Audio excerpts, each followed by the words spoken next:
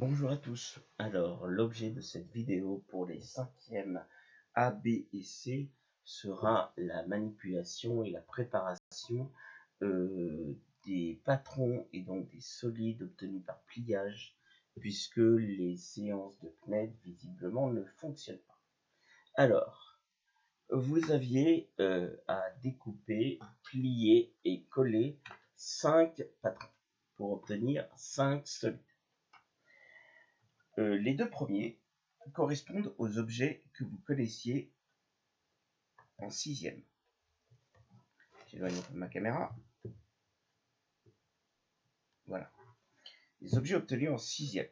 C'est-à-dire, cet objet-là est appelé un cube, en soi qu'il possède 6 faces. Toutes ces faces sont des carrés. C'est donc le solide le plus régulier qui soit, à part la sphère, mais ça c'est plutôt un thème de troisième. Du coup, chaque face peut être posée au sol et considérée comme sa base. Ça va être la base.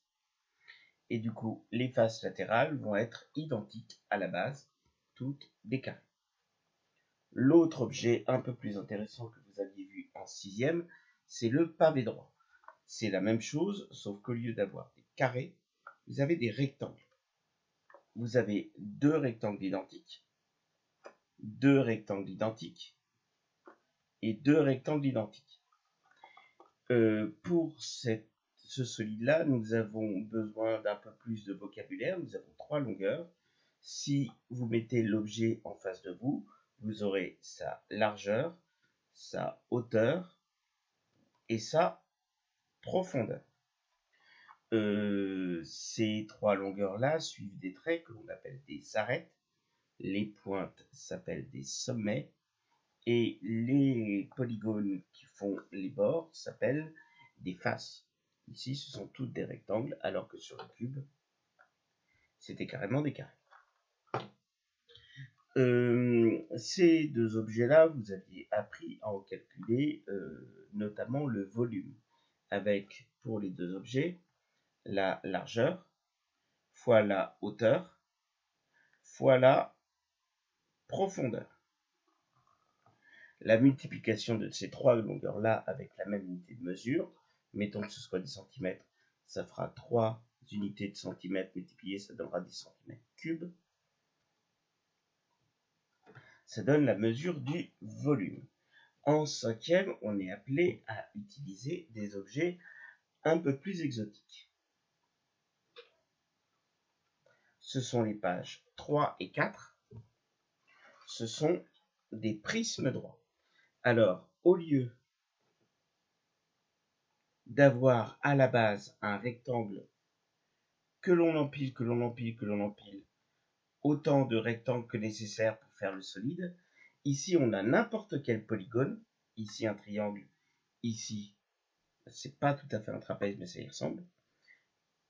Si on découpait des milliers de triangles comme ça et qu'on les entassait les uns sur les autres, on obtiendrait un solide que l'on appelle un prisme droit. Pourquoi droit? Parce qu'il suit une direction perpendiculaire sur l'entassement. D'accord? Ce sera plus visible quand on se reverra véritablement.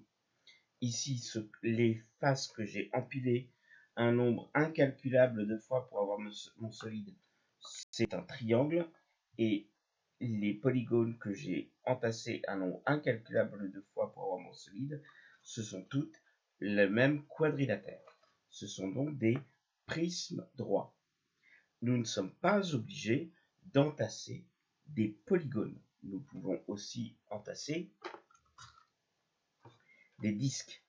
Si ce disque-là, je l'entasse un très grand nombre de fois, j'obtiens donc un solide en forme de boîte ronde ou de boîte de conserve en mathématiques. On appelle ça un cylindre droit. Pourquoi? Parce que entre les disques que j'entasse et la façon de les entasser, j'ai un angle droit. C'est pour ça que c'est un cylindre droit. De la même façon, cette face que j'entasse un immense nombre de fois, je l'entasse de façon perpendiculaire. C'est donc un prisme droit. Pour ces solides que nous allons apprendre à manipuler, nous allons avoir plus de mesures. En plus du simple volume dont la formule est très simple à calculer, nous verrons cela pendant la semaine de visio à la rentrée, on peut aussi calculer deux choses. La surface totale, donc la somme des aires de tous les polygones qui le constituent, mais aussi la surface latérale, c'est-à-dire on enlève les deux bases qui ne sont pas forcément rectangulaires et on ne fait que calculer l'addition des faces sur les côtés qui, elles, sont toutes obligatoirement des rectangles.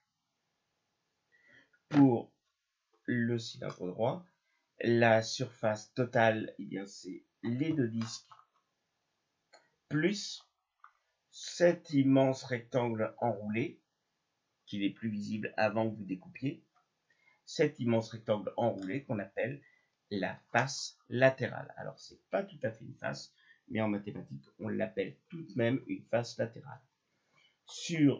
N'hésitez pas à voir cette vidéo plusieurs fois pour tout intégrer.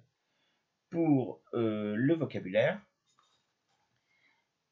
la face sur laquelle on a le plus envie de poser l'objet s'appelle la base. Il y en a pour les prismes et les cylindres droits toujours deux, une en haut, une de l'autre côté en bas. Ceci est la base, ceci est la base en face, ceci est la base, ceci est la base en face. Les autres faces qui sont alors, sauf pour le cylindre droit parce que c'est enroulé, mais pour les prismes droits, les autres faces sont appelées les faces latérales. Tout ce qui est sur les prismes plats, c'est une face, tranchant, c'est une arête, pointu, c'est un sommet. Éventuellement, on va s'arrêter là parce que le niveau manipulation sans retour des élèves, c'est un peu stérile. Donc, si vous avez quelques questions, vous les poserez en commentaire de cette vidéo ou bien en message pronote. Au revoir.